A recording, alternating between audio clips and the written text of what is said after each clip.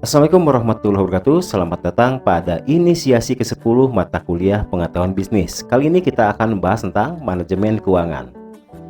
Manajemen keuangan merupakan penggabungan dari ilmu dan seni yang membahas, mengkaji, dan menganalisis tentang bagaimana seorang manajer keuangan dengan mempergunakan seluruh sumber daya perusahaan untuk mencari dana, mengelola dana, dan membagi dana dengan tujuan mampu memberikan profit atau kemakmuran bagi pemegang saham. Beberapa tujuan manajemen keuangan, yaitu memaksimalkan nilai perusahaan, menjaga stabilitas finansial dalam keadaan yang selalu terkendali, memperkecil resiko perusahaan di masa sekarang dan yang akan datang. Kemudian manajer harus melihat ruang lingkup yang dimiliki oleh manajemen keuangan. Di antaranya bagaimana mencari dana, manajer harus mencari sumber-sumber dana yang dapat digunakan sebagai modal perusahaan, baik modal sendiri ataupun modal asing. Kemudian bagaimana kita akan mengolah dana tersebut. Sumber modal kerja. Ada pendapatan bersih, kemudian peningkatan kewajiban yang tidak lancar, kenaikan ekuitas para pemegang saham, dan penurunan aktivitas yang tidak lancar.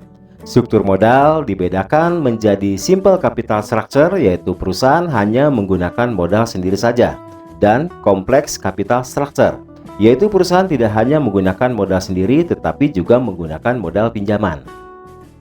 Struktur modal dalam suatu perusahaan dipengaruhi oleh beberapa faktor. Yang pertama, bentuk atau karakteristik bisnis yang dijalankan, kemudian ruang lingkup aktivitas operasi bisnis yang dijalankan, karakteristik manajemen yang diterapkan, karakteristik kebijakan dan keinginan pemilik, dan kondisi mikro serta makroekonomi yang berlaku di dalam dan di luar negeri. Kemudian kita akan membahas tentang hal teknis. Ada istilah arus kas masuk. Ini adalah informasi tentang arus kas suatu perusahaan berguna bagi pemakai laporan keuangan sebagai dasar untuk menilai kemampuan perusahaan dan menilai kebutuhan perusahaan untuk menggunakan arus kas tersebut. Arus kas terdiri dari beberapa komponen, yaitu ada initial cash flow, operating cash flow, dan terminal cash flow. Ada beberapa metode yang digunakan dalam perhitungan manajemen keuangan. Ada metode yang dinamakan dengan metode average rate of return atau kita kenal dengan ARR. Merupakan metode yang mendasarkan diri pada keuntungan yang dilaporkan, karena metode rate of return menunjukkan persentase keuntungan neto sesudah pajak dihitung dari average investment. Metode ARR ini mengukur profitabilitas suatu investasi dari segi akuntansi konvensional. Metode ini menggunakan dasar laba akuntansi. Caranya dengan membagi earning after tax dengan initial investment, baik total investment maupun average investment. Kemudian ada internal rate of return yang menunjukkan tingkat bunga yang menyamakan percent value pengeluaran dengan percent value penerimaan. Tingkat pengembalian internal digunakan untuk mengevaluasi daya tarik proyek atau investasi. Jika internal rate of return adalah proyek baru melebihi tingkat pengembalian yang diinginkan perusahaan, proyek itu diinginkan. Jika IRR turun di bawah tingkat pengembalian yang diminta, proyek harus ditolak.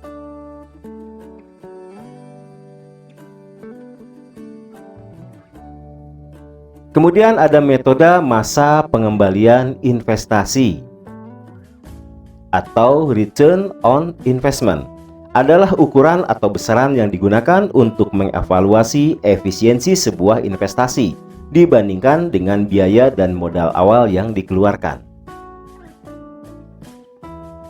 Metode net present value atau NPV merupakan pendukung dalam pengambilan keputusan, khususnya dengan keputusan yang berhubungan dengan keuangan. Dengan menggunakan metode ini, manajer dapat melihat hasil pengerjaan suatu proyek sebelum proyek tersebut dikerjakan untuk menghindari timbulnya kondisi inefisien dan inefektif. Net present value merupakan nilai keuntungan bersih atau perolahan keuntungan yang diperoleh di akhir pengerjaan proyek atau investasi. Net present value biasanya digunakan untuk mengukur layak atau tidaknya suatu investasi. Pengambilan keputusan dengan metode NPV bersifat kuantitatif, mempergunakan data-data dari angka yang terjadi pada saat ini. Kemudian ada metode Profitability Index atau PI atau Benefit and Cost Ratio. merupakan rasio aktivitas dari jumlah nilai sekarang, penerimaan bersih dengan nilai sekarang, pengeluaran investasi selama umur investasi.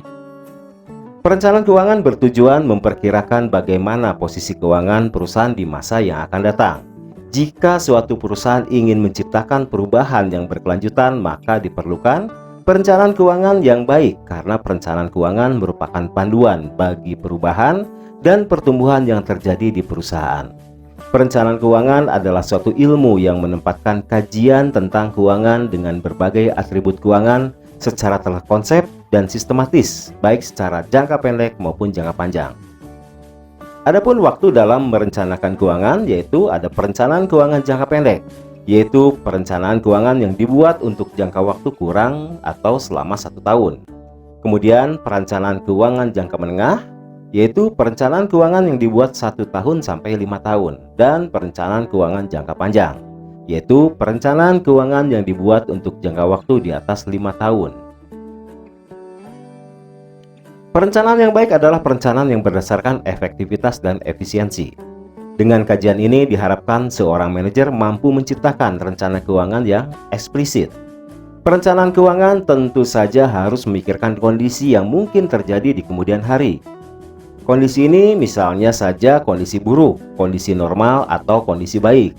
Dalam kondisi tersebut, perencanaan keuangan harus tetap berjalan dengan baik.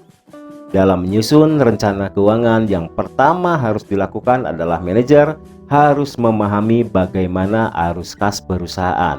Dan yang menjadi perhatian seorang manajer keuangan adalah kas, bukan laba rugi. Oke teman-teman, demikian pemaparan singkat tentang materi manajemen keuangan. Teruslah belajar, jangan lupa tanggapi poin-poin atau masalah yang ada dalam diskusi. Semoga sukses dan kita ketemu di inisiasi yang akan datang. Wassalamualaikum warahmatullahi wabarakatuh.